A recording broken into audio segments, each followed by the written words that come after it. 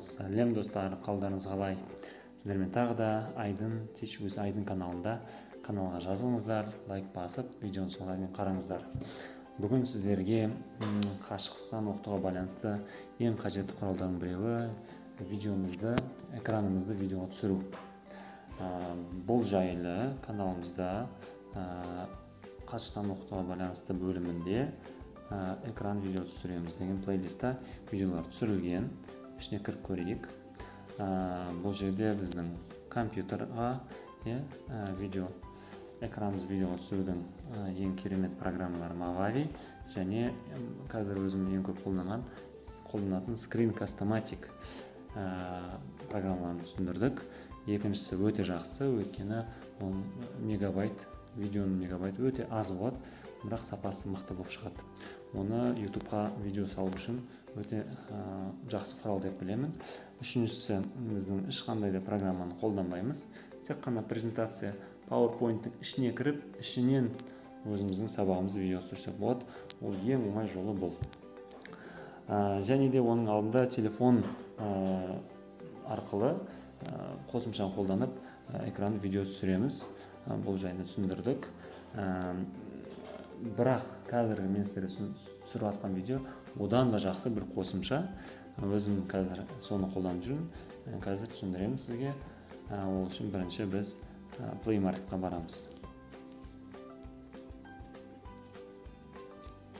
Play Market-қа барғаннан кейін, бұл жерде қараңыздар, Screen Recorder немесе запись экран деп жазсаңыз, көптеген қосымша шығады. Қосымшалардың көбісі жақсы, бірақ кейбірі түсірген кезде сапасы өте нашар болып шығады. Сол үшін мен ізденіп, көбісін қарап шығып, осындай ең мықты қосымшаның біреуін таптым. Мен сіздерге осыны ұсынамын. Ішіне кіріп көреміз. Оның аты Super Screen Recorder.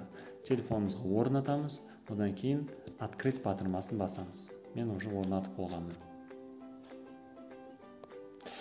Открытті бастық. Қараңыздар. Көп уақыттарыңызды алмаймын. Ең маңызды жерлерін түсіндіріп шығайын. Бұл біздің ең маңызды меню деп айтады. Бұл жерде ең астында видеолар батырмасы бар, түсірілген. Мықты сіз түсірген фотолар батырмасы бар. Және мықты қосымша функция қызметтері және де настройка деген батырмалар бар. Қысқаша мысалы фотоға басатын болсақ, мен түсірген фотолар өшеде тұрады. Үшіншісін көптеген дополнительный, экстра дейді ғой, функциялар қызметтері бар. Мен оны көбінесе қолданбаймын. Және де соңғысы настройка оң жағындағы бұрышта. Бұл жерде кіріп көбінесе өзгертудің қажет жоқ. Бәрі максимальный түрде, ең оптимальный түрде қойылған бұл жерде. Онда теспесек болады деп айтуға болады. Енді видеоларда бүкіл түсірген видеоңыз осы жерде тұрады сіздің. Оларды сіз не істейсіз? Жібересіз, бөлісе аласыз, удалить етуге болады, оны редактировать, өзгертуге болады, и так далее. Енді біз ең маңызды жаққа келейік. Жаңағы біз видео кірген кезде бұл қосымшаға бізге байқасаңыздар, мына жерде кішкентай мынандай жарты домалақ шығады, камера түрінде. Бізге осы керек. Осыған басамыз да, ең астында мысалы фотоға басамыз. Ол фото не істейді? Біз түсіріп жатқан кезде керекті бір жер болса видеоның, соны фотоға түсіреді. Скриншот деп аталады. Бұл сіздің менюңызда уже бар. Оны сіз қолдансаңыздар болады. Одан бөлек біз тағы да жартылай домалаққа басайық. Мына жерде настройка деген жерге бассақ, қараңыздар, ең керек жері осы. Бізге мына жерде бірінші трансляция көп қолданбаймын мен. Бізге екіншісі мынау керек және үшіншісі мынау. Екіншісі ол фронтальный камера. Камераны не істейміз? Қосып, сіз түсіріп жатқан видео, мысалы кім қарайды, оларға бір қолыңызбен нәрсе түсіндірем көрсетем десеңіз, камераны қосып түсіндірген өте ыңғайлы. Қазір басып көрейік. Енді мен камераны қостым. Енді сізді қарап жатқан адамдар сізді көре алады. Мысалы, оны былай үлкейтуге болады, кішірейтуге болады, былай сізге ыңғайлы жерге қойға болады камераны. Өте ыңғайлы бір қызмет деп білемін. Егер ол керек болмаса, мына жерде X-ті басып жауып қойсаңыздар болады. Одан бөлек тағы да басып үшіншісіне настройкасына басамыз. Бұл жерде қараңыздар, ең астында щетка деген батырма бар. Өте маңызды құрал. Үстіне басып көрейік. Щетканы көріп тұрсыздар ғой. Щеткаға бастым.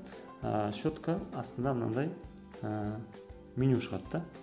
Бұл жерде фотоға түсіруге болады, мысалы керек емес заттарды өшіруге болады, жаңағы краскілеуге болады. Егер бір нәрсені қате басып қойсаңыз, мына жақта артқа бару,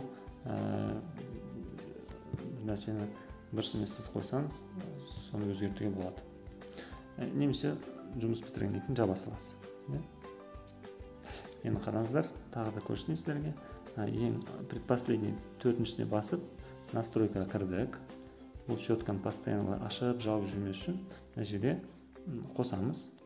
Қараңыздар, байқаған шығарсыз, мына жерде кішкентай бір щетка пайда болды. Бұл щетка сіздің қасыңызда тұрып, кез келген кезде өйстіп басып менюны шығара аламыз. Және де сосын оны қолдансақ болады. Түсінікті деп ойлаймын, жаба салайық. Енді біз видеоның өзін түсіреміз.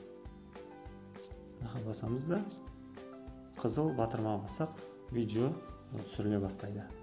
Видеоны түсіріп болғаннан кейін осындай бүкіл сіздің видеоларыңыз өстіп жерде тізіліп тұрады. Сосын бұл видеоны сіздер бөліссеңіздер болады, өзгертсеңіздер болады. Оның атын, видеоның өзін өзгертсеңіздер болады, кесіп, немесе удалитуге болады. Болды. Бұл өте мықты құрал. Компьютер қасыңызда болған кезде өстіп сразу осы қосымша арқылы видео түсіре бересіз. Сіздерге пайдалы болды ойлаймын. Комментарий жазыңыздар, сұрақтарыңыз қалса, каналға жазылуды ұмытпаңыздар, лайк басыңыздар, және де аман болыңыздар. Көп рахмет. Goodbye.